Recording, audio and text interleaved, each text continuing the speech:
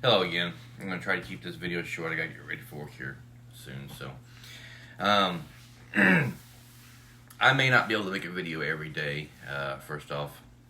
Um, if I can, it's because of work schedule. I'm trying to balance out work,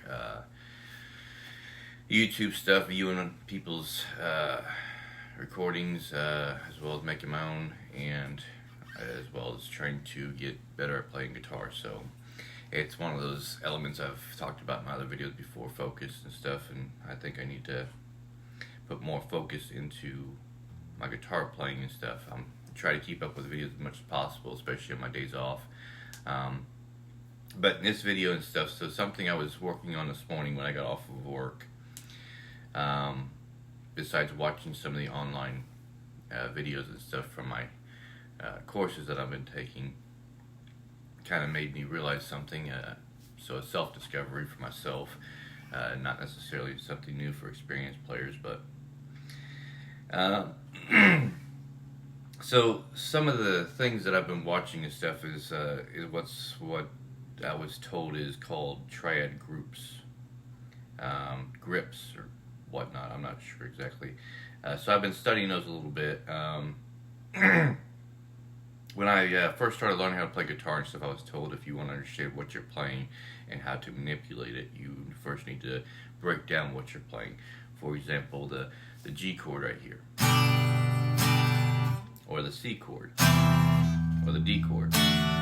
So, and I have my notes here and stuff. I kind of used my notes and stuff, was going back and forth between what I've been learning on triads and note scales.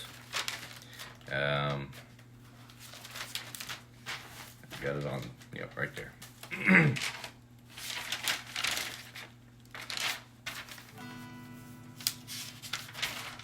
There we go. So, one page right here with triads on it, another page here with note scales. So, again, I was told to break things down. So, the first thing I worked on was trying to memorize the notes on the fretboard.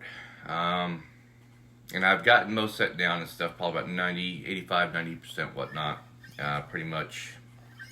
And we'll start, again, my guitar is tuned to E standard, so it would be E, F, G, A, B, C, D, back to E. Now you notice the stuff I'm skipping frets. So up here it's E, F, G. The fret that I'm skipping is both F and G. I'm skipping it because it's actually a flat and a sharp. So if you are, another video I asked this question and stuff, to answer this question, if I'm going this way up the guitar or this way on the guitar and stuff, am I going up the neck or down the neck?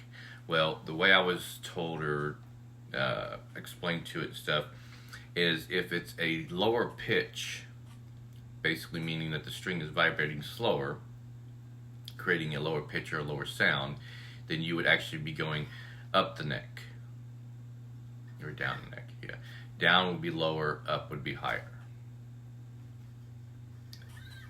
So you're going down the neck, going this way would be going up. So with this right here being an E, I would go up to a higher pitch, which would make this E up the neck.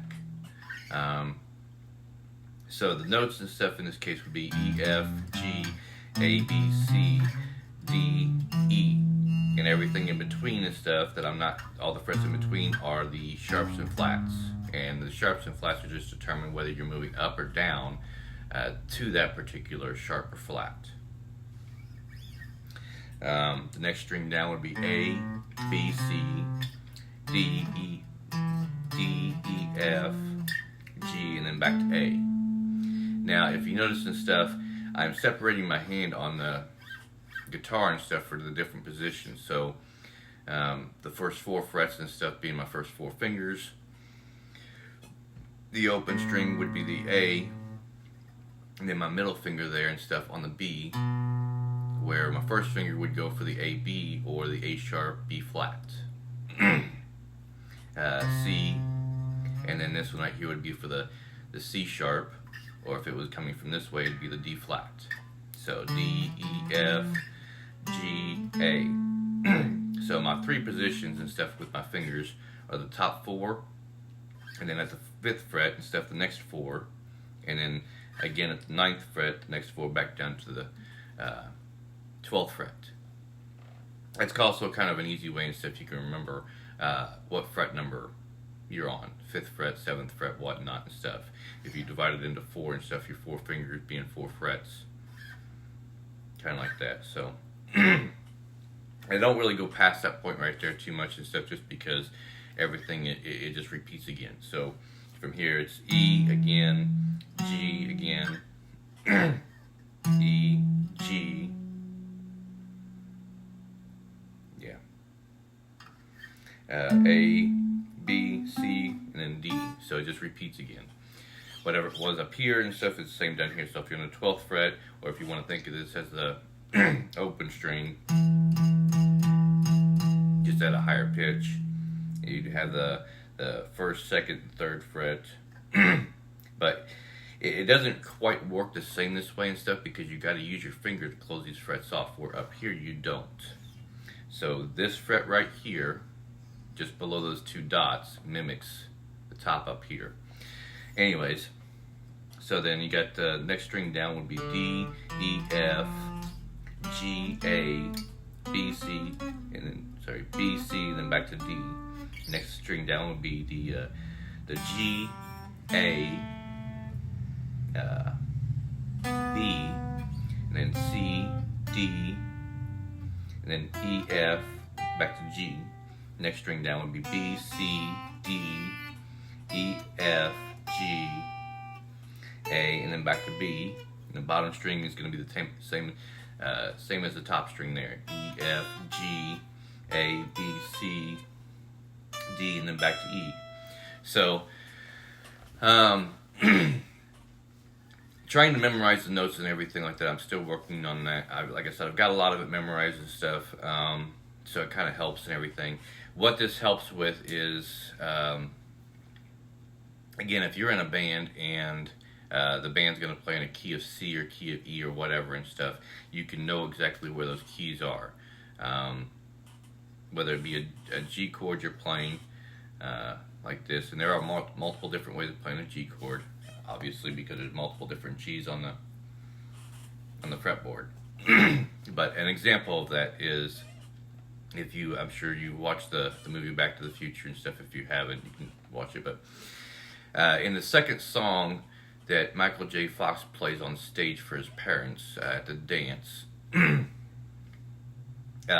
he's telling the band and stuff that he's going to be playing in a certain key, keep up with the chord changes, that sort of stuff. So he's trying to give the instructions and stuff on what's going to happen during the song, because he's never played with them before. I haven't done any studies and stuff to see if that song actually matches along with it, but I'll let you determine that yourself. So besides that, when we're playing this G right here, and looking at my notes again and stuff, every note in this G chord follows along with what is known as the G scale. Okay, I showed you this was the G right here on the E string. So G, the G scale would be G, A, B, C, D, E.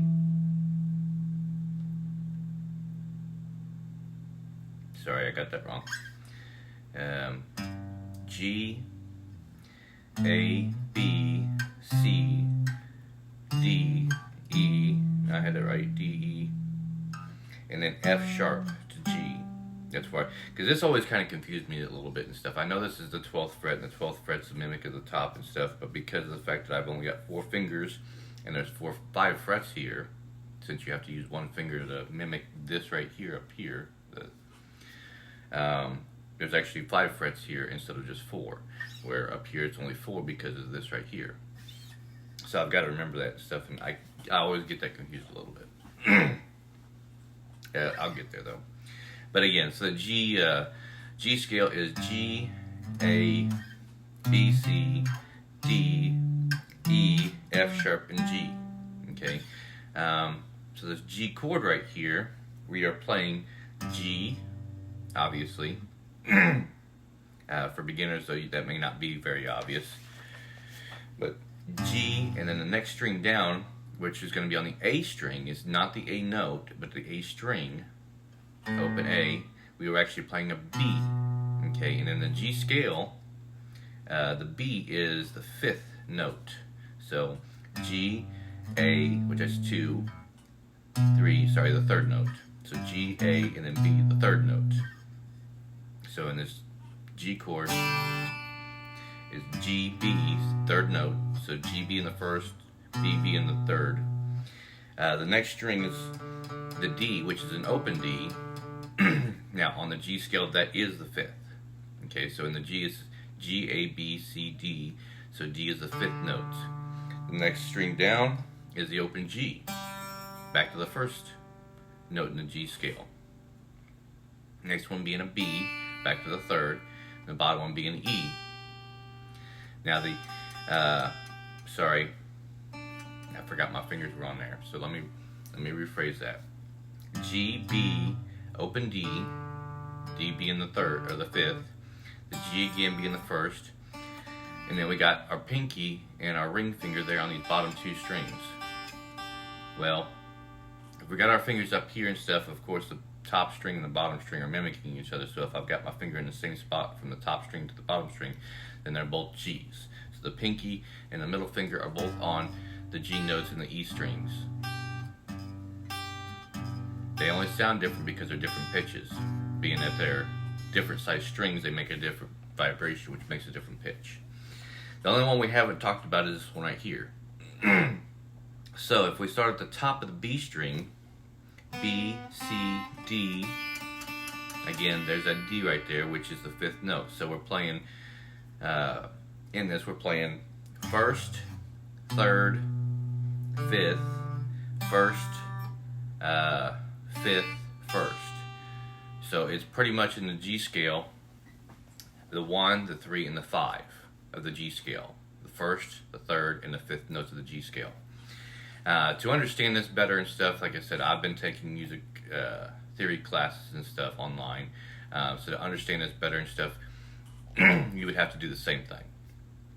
Take those classes and stuff, and it would explain these things. If you're already in school and you're taking music classes in school, or you have an instructor and stuff, they can kind of explain it the same way, and maybe even get more depth into it. So the C chord right here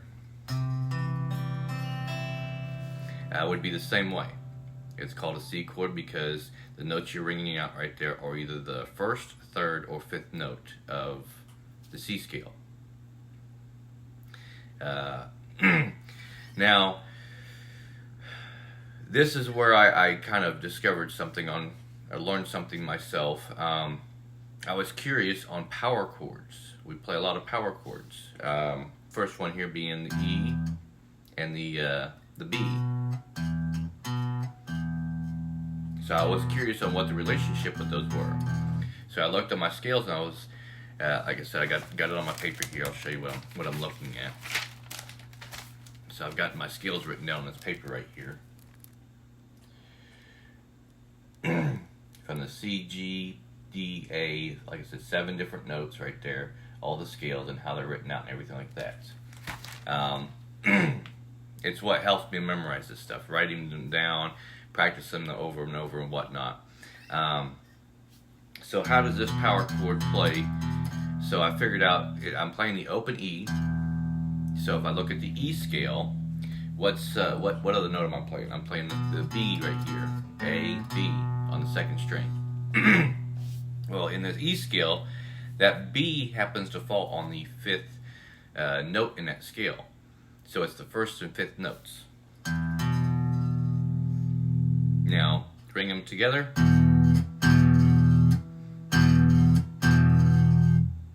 Okay, so if we move down to the F note, so we're on the E string right here, F note, and then we're going down to the 2nd string because we're playing a power chord, which is only 2 notes. The A string, 3rd fret, that would be the C, so F, C.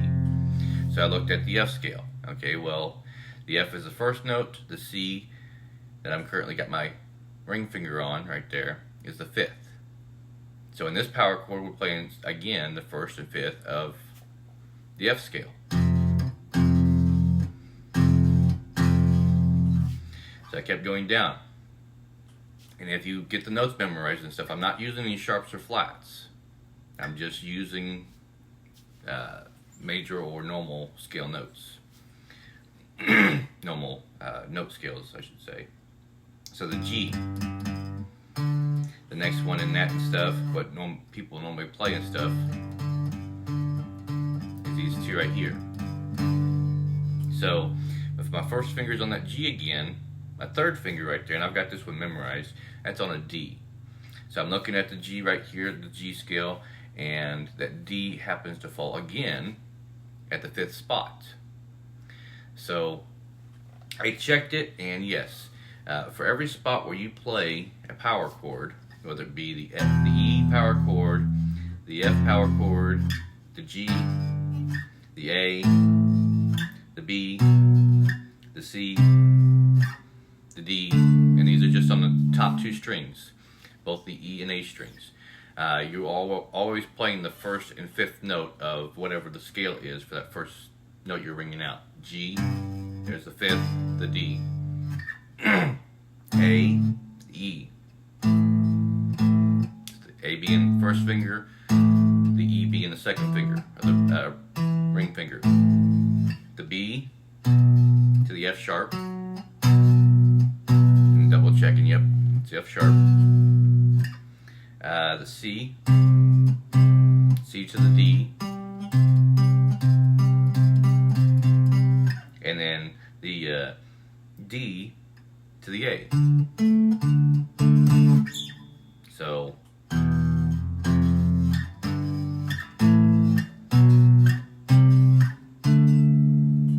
it kind of gives me a better understanding of what I'm playing when I'm playing these power chords. So when someone says play a G power chord or A power chord, now what if they want it somewhere different, a higher pitch? Okay, well this G also happens to fall right here.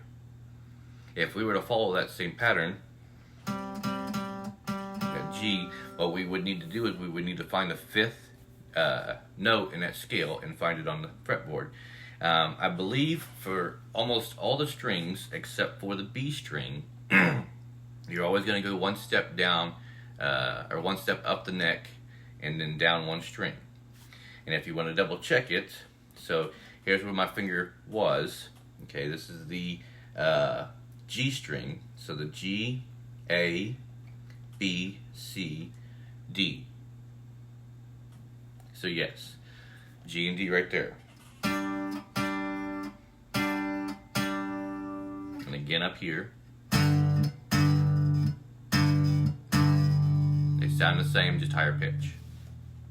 Okay, if you want to go even higher than that, you would have to find another D. For example, right here. So B string, B, C, D. Or sorry, we're looking for a G, my mistake. Let's see here. So D, E, F, G. So there's a G right there. If you need to go backwards and look at it, so this is the B string right here. Backwards would be an A, and then G, or down the neck.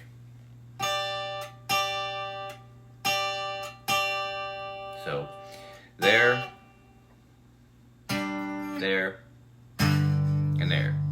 All G power chords, just different pitches. So I took it one step farther. After that I went to, so what if we're playing three fingers, three strings? For example, the one we normally start off playing is, now when we play three strings we don't really call them power chords. I think we tend to call them more chords. We are actually playing the E and the B, as I showed you before, the E power chord. But we're also adding something else. That right there, which is particularly the third string down, second fret. Okay, now again, D, and then it's the E. So we're actually playing E, B, E.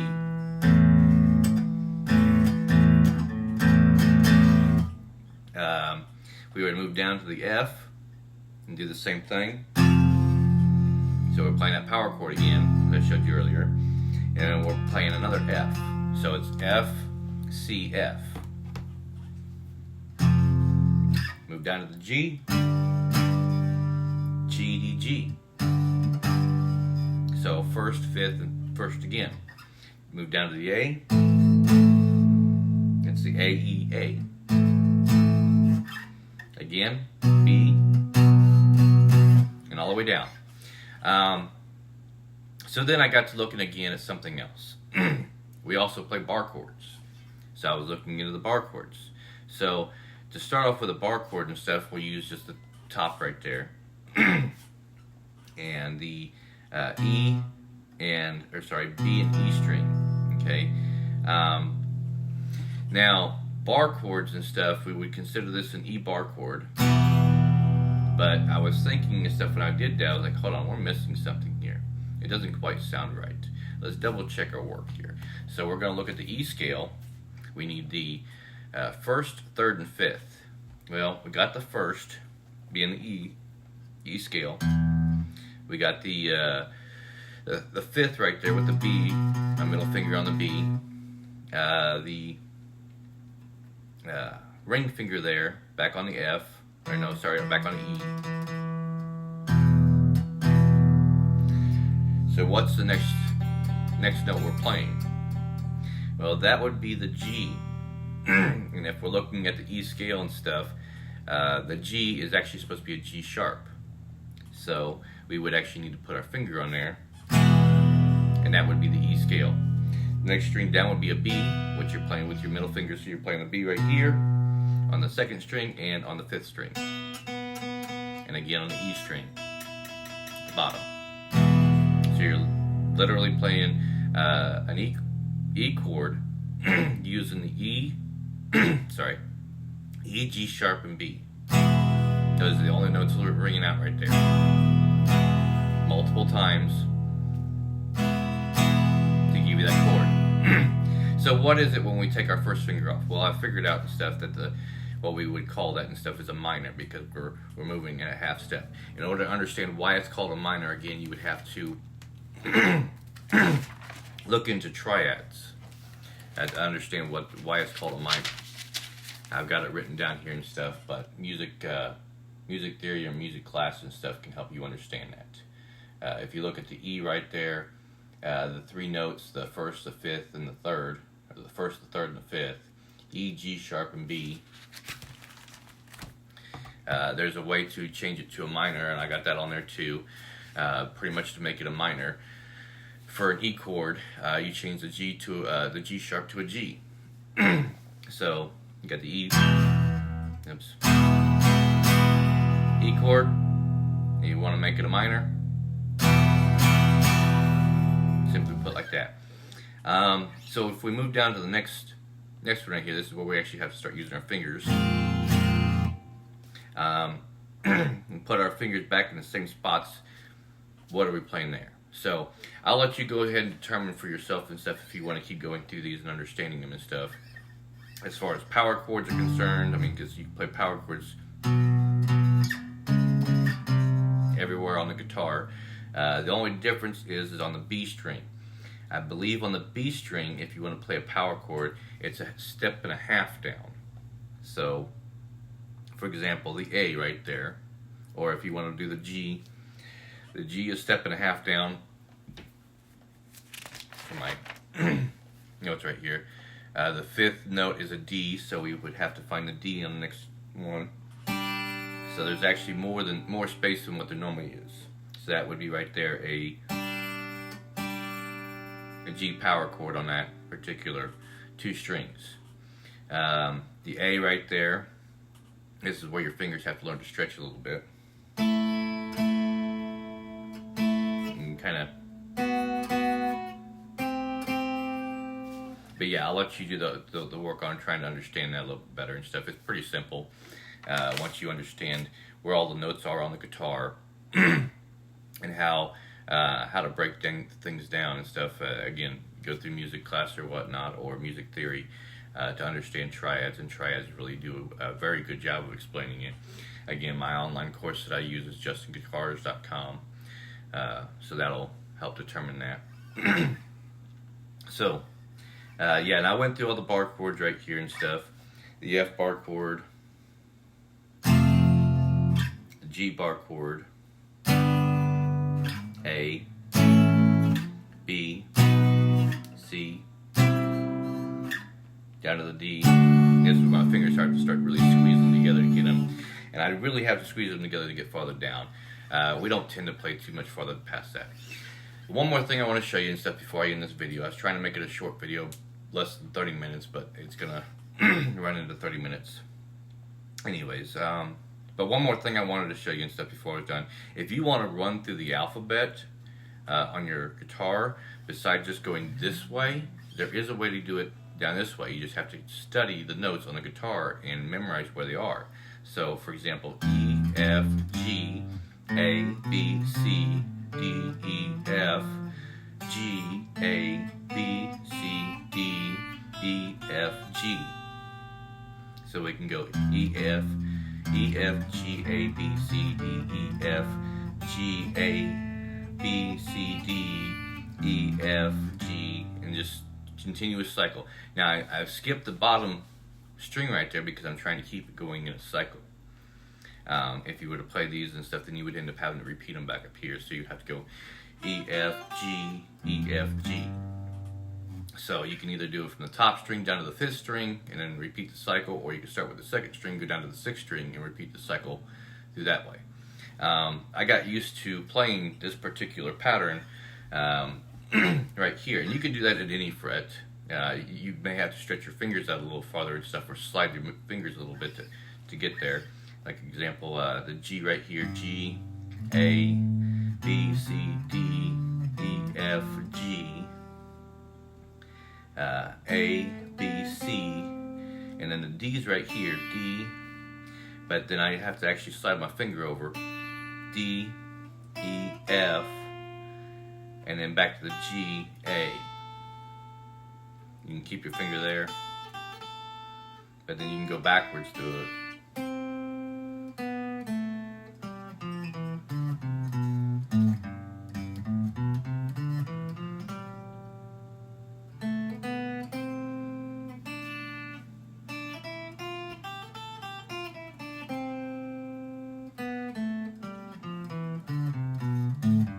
So you can kind of work in exercises doing that and stuff and help yourself remember them. When you play it, G, A, B, C, D, and it'll help you get a memory of where the notes are on your fretboard. The exercise I used to do was A, B, C, D, E, F, G, A, B. You gotta slide your finger up, B, C, D, slide back down, E, F, G, A, B, C. And if we're going backwards,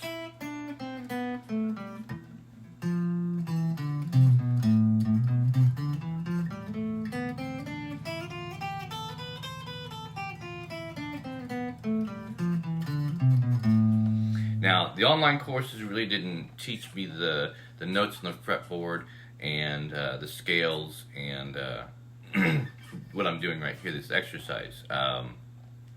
I think it was somebody else that taught me. I don't remember exactly who, but either way, if you were to take an online course and you wanted to study that and stuff, I'm sure it's on most online courses and stuff as far as music theory is concerned. And it can be done anywhere. You can go down here and play it too. So if this is the E, we go backwards to the D, and then the C. We'll start with the D though. D, E. Let's see, we can play it with this one, or we can come back and play it. So you can either go D, E, F, or you can go D, E, F. Because those are both Fs. So you can D, E, F, G, A, B, C, D, E, F, G, A, B, C, D, E. Like I said, you can shift it down one if you want to. So D, D, E, F,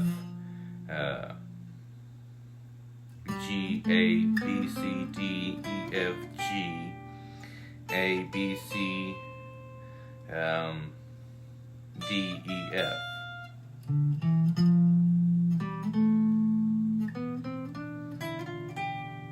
Now up here we kind of do the same thing. When you're practicing this and stuff, if you want to go through all the flats and sharps as well and stuff, I was taught when you're doing this particular exercise.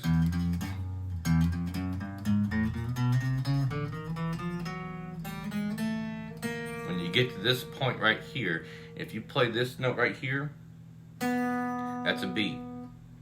Well, your next string is also a B.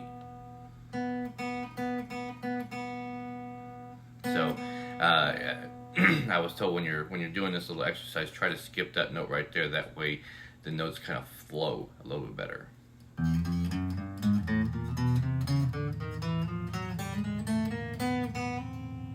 And I didn't skip it.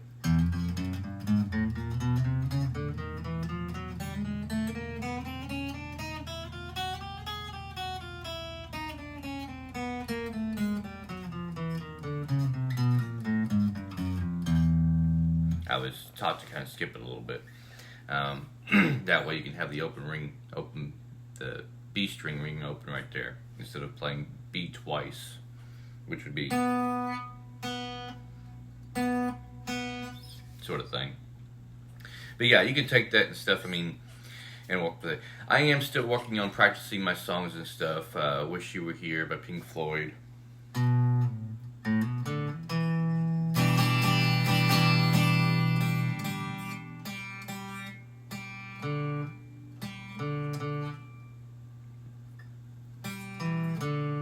I was way off on that.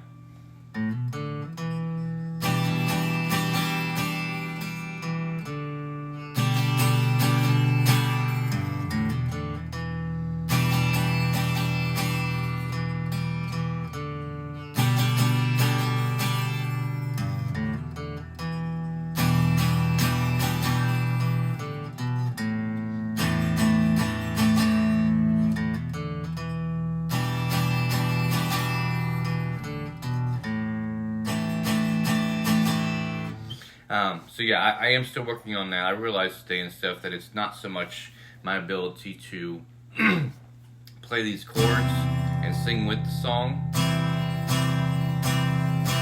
as much as what it was that I don't actually have the lyrics memorized.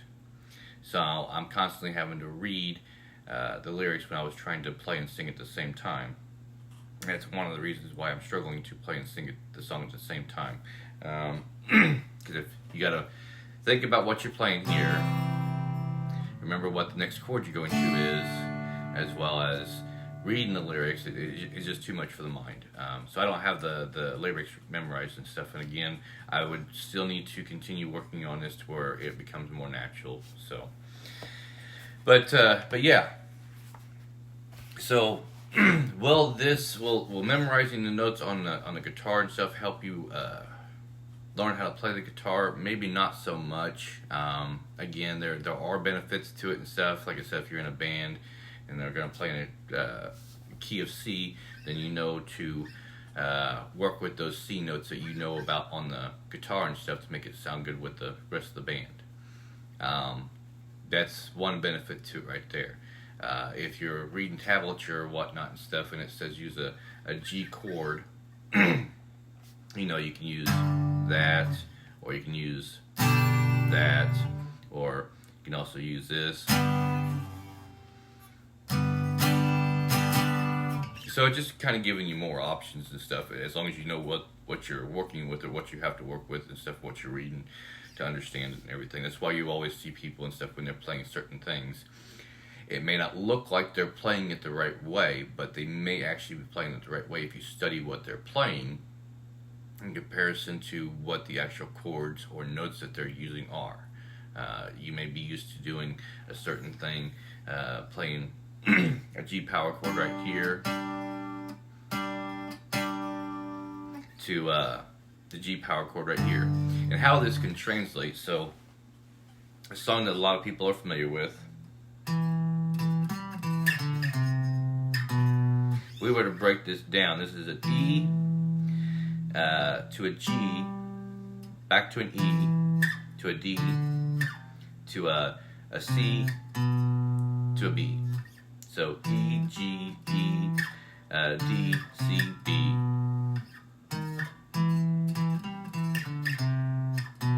So if we were to translate that to the top string right there, we would have to first find an E. Well, there's only two E's. There's one right here and there's one up here. You know?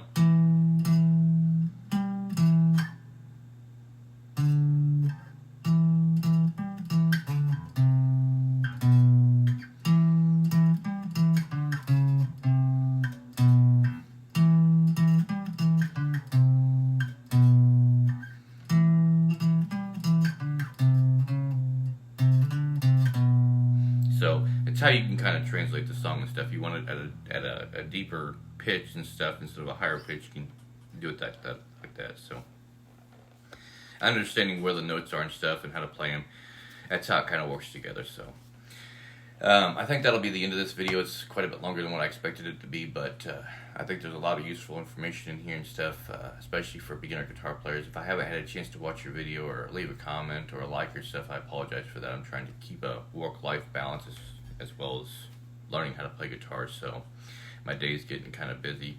My days off, I'll have more time to be able to do all of it, except for the work part. So until next video.